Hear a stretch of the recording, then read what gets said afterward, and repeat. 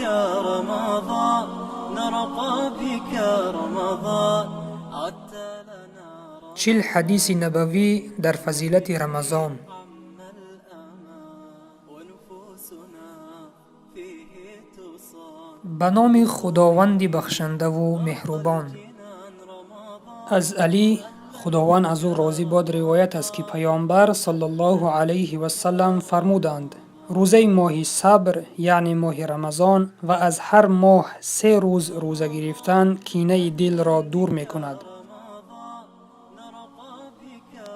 پیامبر صلی الله علیه و سلم ماه رمضان را ماه صبر نامیده است، زیرا انسان در این ماه از صبح صادق تا غروب آفتاب نه تنها از خوردن و آشامیدن و جماع خودداری می کند، بلکه از غیبت و تهمت، دروغ و بهتان و سخنان فحش و بیهوده نیز باید خودداری کند.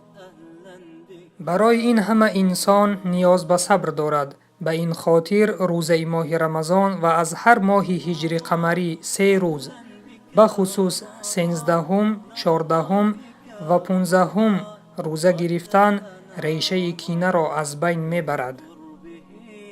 پس برادران، با داشتن روزه رمضان و روزه نفل قلبهای خود را از کینه و بدبینی تازه بینماییم. أهلا بك رمضان